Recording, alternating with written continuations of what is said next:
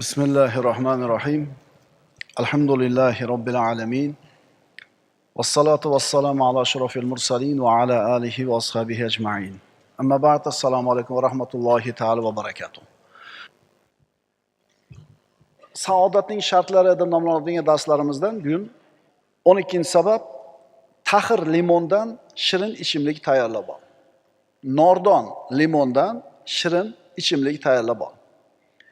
Aqlli, xushli, xushyor, zaki odam unga kelgan ziyonni o'zini foydasiga aylantira oladi. Ammo ahmoq, tentek inson bo'lsa, ustiga kelgan bitta zararni ikkita zararga aylantirib oladi. Nima degani bu? Savdogar katta miqdordagi puliga kuydi. Bitta ziyon. Ziyon keldi. O'ylanadi, siqiladi, bo'g'iladi, davlenasi oshiradi. Yana bitta ziyon bo'ldi. Bitta ziyon ikkita bo'ldi. Yana bo'g'iladi, siqiladi, o'ylanaveradi, sahr oshirib oladi. Yana bitta ziyon. Demak, bitta ziyon keluvdi pulidan ajrab. Endi siqilib, bo'g'ilib, sahr ham oshirdi, davleni ham oshirdi. Endi aqlli insonchi puliga kuydi. Bu bitta ziyon. Endi nima qiladi? Allohning taqdiri ekan deydi, rozi bo'ladi. Bitta foyda. Ziyon bo'ldi. Gunohlarimga kafforat shukr keltirsam, yana bitta foyda bo'ldi. Endi sabr qilsam, Alloh undan yaxshirog'ini beradi deb Robbimiz haqida yaxshi gumon qildi, yana bitta foyda. Demak, ahmoq, tentak odam ustiga kelgan bitta ziyonni 3ta, 4taga aylantirib oladi. Aqlli, xushli odam esa ustiga kelgan bitta zararni 3ta, 4ta foydaga aylantirib oladi. Muhammad Mustafa sallallohu alayhi vasallam u zot Makkadan quvildilar, haydaldilar. Keyin nima qildilar? Keyin u zot sallallohu alayhi vasallam Madinada dunyoni ko'zini nurga to'ldirgan, dunyoni ko'zini adolatga to'ldirgan ulkan davlatni barpo qildilar. Foydasiga aylantirdi. Ahmad ibn Hanbal qamaldi bu kishi. Darralandi, azoblarga qoldi. Lekin bu mashaqqatlarning oxirida ahli sunna val jamoaning ulug' imomlardan biriga aylandi. Imom Saraxsiyni uzoq yillar zindonband qilishdi. Qamoqqa solib qo'yishdi. Nima qildi? Dod deb yig'lab o'tirib oldimi? Aksincha, dunyodan uzilganligidan foydalanib turib, o'zining eng mashhur ko'p jildlik Al-Mabsud kitobini yozdi. Tushunyapsizlarmi? Nima haqida gap ketyapti? Ustiga kelgan zararni aqlli, xushli odam foydasiga aylantira oladi. Ibn Asir hamma ishlardan uzilib uzoq bo'lib qolganidan keyin o'zini Jomil Usul kitobini va hadis kitoblarining eng mashhurlaridan bo'lgan Nihoyani tasnif etdi. Sizni ustingizga bir ish keldiki, sizga yoqmaydigan. Qarangda, shuni sizga foyda bo'lgan tomoni bor. Foydaga aylantirib olish bo'lgan mumkin tomoni bor. Ammo biz o'tirib olamiz. Hudaybiya sulhi bitildi. Nabiy sallallohu alayhi vasallam Quraysh bilan 10 yil urushmaslikka kelishdilar. Ana shu sulhning bandlaridan bittasi Makkadan bir odam hijrat qilib Madinaga borsa, Rasululloh qabul qilmaydilar. Shu shart bor. Rasululloh ahdiga vafo qiladilar. Abu Basir roziyallohu anhu shu ittifoqdan keyin hijrat qilib Madinaga bordi.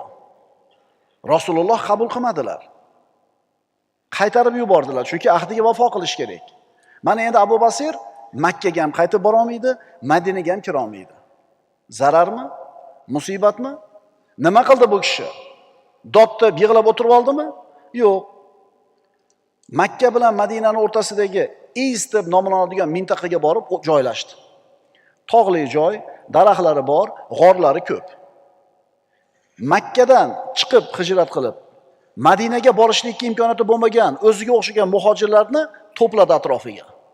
Bitta guruh tuzdida Qurayshning Shomdan kelayotgan karvonlarini talon-toroj qilishni boshladi. O'zi Qurayshni payg'ambarimiz bilan shu tinchlik sulhiga kelishdan maqsadlardan bittasi karvonlarini Shomga bemalol borib kelishligi edi. Shu maqsadda sulh tuzgan. Lekin Abu Basirning ishi ularni boyaga rejalarini amalga oshirmay qo'ydi. Shunda Quraysh majbur bo'ldi. Madinaga odam yuborib, ona va Abu Basirning jamoasini o'ziga qo'shib olaver dedi. Ana birodarlar, aqlli, xushli, g'ayratli odamlar ustiga kelgan musibatni ustiga kelgan mashaqqat, makruhni o'zini foydasiga aylantira oladi. Ulamolardan biri aytgan edi. Ustida fitnalar bo'layotgan olimlardan bittasi aytadiki, agar meni qamab qo'ysa, bu men uchun xilvat. Yolg'iz qolib, birov bezovta qilmaydi, o'tirib ibodat qilaman deydi. Agar yurtimdan haydab chiqarishsa, bu sayohat deydi. Agar qatl qilishsa, bu men uchun shahodat deydi. Uchala holatda ham men foydadaman deydi. Aqlli, xushli odam ustiga kelgan makruhlarni ham o'zini foydasiga nima qiladi? O'zgartira oladi. Birodar, har qancha yomon ahvolga tushib qolmagin, mana shundan ko'ra qiyinroq holatdan bo'lishi mumkin. Shuni eslat o'zingga, bundan bettar bo'lishi mumkin edi dedi. Mana bitta foyda shu yerda. Shukr keltirasan. Puling tugab qoldimi? Pul yo'q. Sog'liging turibdimi? Biroz kasal bo'lib yuribsan. Yurting tinchmi? Birodar, ijobiyatni ko'rishni ham o'rgan. Pozitivni ham ko'r, negativni ko'ravermasdan. Shunaqa odamlar bor, bilasizlarmi? O'tirdingiz, salbiyatni gapiraveradi, negativni gapiraveradi. Endi anaqa bo'lar ekan. Endi manaqa bo'lar ekan. Marda manaqa bo'pti.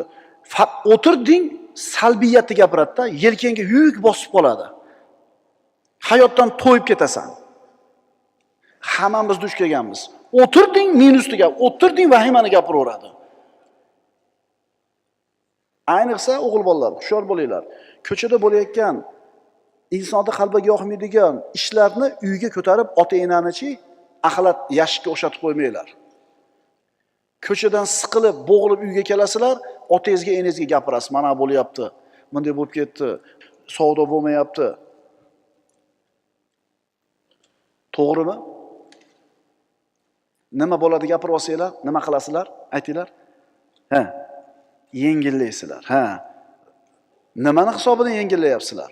Ota-enani ezib qo'yish hisobigami? Sizni boqib katta qilib qo'ygani yetmagandek endi bu yoqdagi problemangizni ham ko'tarsinmi? Shuning uchun ko'p aytaman, ukalar, ota-enasi tiriklar. Sizlar ko'chadan faqat yaxshi gap olib kelinglar. Sizni ko'rganda ota-enangiz ko'ngli yayrasin. Mana shu bolamning problemasi yo'q. Mana shu bolamning hamma yo'g'i yaxshi. Siz bilan o'tirgis kelaversin. Problema o'shuncha o'zi. Quvvatsiz, zaif o'g'il bola ko'chadagi muammosini olib kelib otasiga, enasiga aytib, ularni qiynaydi. Doim bir yaxshi narsa bor olib kelgani. Iso alayhissalom o'zini shogirdlari bilan, havoriylar bilan ko'chada ketayotsa, bir itning o'ligiga ko'zi tushdi. O'lgan bir necha kun o'tgan, hidi kelib ketgan sasib. Deyishdi havoriylar, juda ham sassiq, badbo'y, xunuk bo'lib ketibdimi deganida Iso alayhissalom tishlari tekkiz ekanmi degan ekan. Hadeb qorong'ilikda ko'ravermanglar. Ma'qulmi? Shuning uchun ustingga bir falokat, kulfat kelib qolsa, yaxshi tomonini istagin.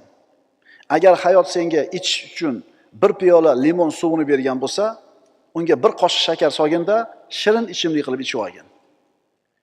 Bugungi darsimizning xulosasi shu. Ortiqcha puling yo'q. Minusmi? Zararmi? Lekin ortiqcha g'aming ham yo'q-da. G'am tashvish ham yo'q-da. Ortiqcha puling bo'lmasa, yaxshi tomonlari nima desa, darvozani qulflamasang ham xotirjam qilaverasan. Kurs bilan ishing yo'q. Suyanishing Allohga, tavakkuling Allohga, dunyoingga emas. Qiyomatda hisobing yengil bo'ladi. Inshaalloh puling yo'q bo'lsa qiyomatda jannatga. Inshaalloh boylardan ertaroq kirasan. Chunki hisob kitobing birodan qarzing yo'q, ko'chada bemalol yurasan. Birodarlar, buni hammasini bilasizlar. Faqat unutib qo'yamiz-da. To'g'rimi? Zato deysiz-ku. Unday bo'lgani bilan deysizmi, mana shu gapni tushunib ishlatish kerak. O'sha dunyo matohi ko'zlarimizni chalg'itib qo'yganda aldanib qolamiz. Rosa kurs o'ynayapti, dollarning kursi. Kim g'amda, kim xavotir siqilishda? Puli ko'plar. Puli yo'qlarga kursda ahamiyati yo'q. Ana foydalari. Qarang, pulingni yo'qligida qancha foyda bor. Lekin sen faqat nimasini ko'ryapsan? Zararni ko'ryapsan. Senga birov ilonni hadiya qildi. Nima qilasan? Terisini shilib olasan, terisidan foydalansa bo'ladi, qolganini tasha. Chayon chaqib oldimi? O'lib qolmadingmi? Ilonni zahridan bu immunitet bo'ladi endi. Chayan chaqdi o'lmadingiz, tirik qoldingizmi? Foydani qarang, nima ekan? Endi ilonni zahri sizga ta'sir qilmas ekan. Shuning uchun birodar, Allohning taqdiri, ustunga kelgan yomon kun, yomon ish Allohning taqdiri. Taqdir kimgadir bir piyola asal berdi. Unga mazza. Kimgadir bir piyola qaymoq berdi. Unga ham mazza. Yana kimgadir bir piyola qiyomni berdi, qaymoqni berdi. Biriga qaymoq, biriga qiyom. Endi taqdir turli bitilgan. Bu Allohning xohishi. Endi senga bir piyola limon suvi tegdi. Nima qilish kerak ekan? Peshanam sho'r ekan. Hammaga qiyom tegdi, qaymoq tegdi, asal tegdi, menga endi limon tegdi. Nima qilasan endi? Aytchi, nima qilasan? Birovning o'g'li yo'q. O'zini baxtsiz his qiladi. Qizing bor-ku. Birovning nimasi yo'q? Qizi bor, o'g'li yo'q. O'g'li bor, qizi yo'q. Sen ijobiyat ko'rishni o'rgan. Kim 3 ta qizni boqib katta qilib dedilar Rasululloh. Joyiga opa yuvib tarab topshirsa, do'zaxdan parda bo'ladi dedilar Rasululloh. 3 ta qizi. 2 ta bo'lsa-chi yo Rasululloh? 2 ta bo'lsa ham. Bitta bo'lsa-chi? Bitta bo'lsa ham. Ijobiyatni qara. Bermasa nima qilarding o'sha qizdir, o'g'ildir? Nima qilarding? Qayoqqa borar eding? Endi birodar, senga taqdir bir piyola limon suvini beribdimi? Bu Allohning xohishi. Nima qilasan? Ming'illab o'tirasanmi? Bir qoshiq shakar olginda shirin sharbat qilib ichib olgin. Agar meni qamab qo'yishsa deyapti, xilvat. Haydab chiqarishsa sayohat, qatl qilishsa shahodat. Yana bitta misol. Shu kamimiz o'g'ansa ekan boshlaymiz ma'ruzani. Bo'ldimi? Cho'ka tushib oling. Men jon olib jon beryapman, qarang, siz uxlayapsiz-ey. Bu bola ham mashaqqatdan o'ziga foydali tomon topyapti-da mana. Domla ma'ruzada zeriktirib olsa, bitta foyda tomoni kilom yumshoq bugun.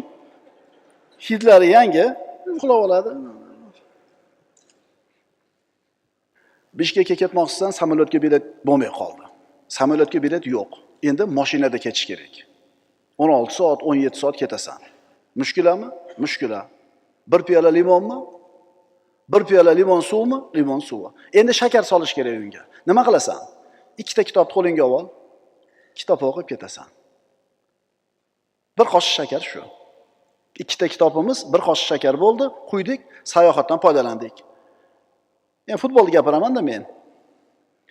4 ta komanda 2 soatga stadionda oladi. Yutkizgan chiqib o'tiraveradi, yutgan aylantirib o'ynaveradi. Seni komandang hadeb yutkizyapti. Kirding, 2 ta gol urishyapti, chiqib ketyapsan. 2 ta o'yin bo'lguncha o'tirasan. Siqilib, bo'g'ilib, asabini o'ldirmasdan oyoq qo'ling qizib turibdi. Fizikaga ishlab ol. 4 ta turnir tortinib qo'y, 20 ta press qilib qo'y. Foydalanib qol. Yo'q, sen unaqa qilmaysan, siqilib o'tiraverasan. Mana shunaqa qilib. To'g'ri aytyapmanmi? Tayyor o'tiribsan, qizib, ishlab ol. Shuning uchun birodar, ustunga kelgan musibat seni o'ldirmabdimi? Demak, shu musibat seni kuchliroq bo'lishga olib boradi. Ustunga bir mashaqqat keldi, o'ldirib qo'ymadimi? Demak, endi sen kuchliroq bo'lasan. Birodar, taqdiringdan shikoyat qilib ming'ilab o'tirma. Peshanangda bor ekanmi? Tamom. Ichish kerakmi? Ichish kerak. O'sha bir piyola limon suv berdi. Boshingga tushdimi? Tushdi. Endi nima qilasan? Bir qoshiq shakar sol, shirin sharbatga aylanadi. Shuning uchun birodar, aytyapmizki, hayotingda senga yoqmaydigan narsa sodir bo'lgan bo'lsa, shu holatni yaxshi tomoniga qara. Uni o'zingni foydangga aylantirib qol. Qiyin sharoitga moslan, o'zingga foyda chiqar. Ehtimol sen bir narsani yomon ko'rarsan, lekin Alloh shuni orqasida senga ko'p yaxshilik qilib qo'ygan bo'lishi mumkin.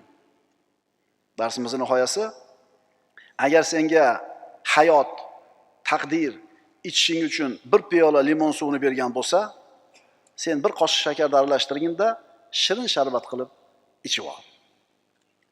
Aqulu qawli hada va astaghfirulloh li va lakum. Assalomu alaykum va rahmatullohi ta'ala va barakatuh.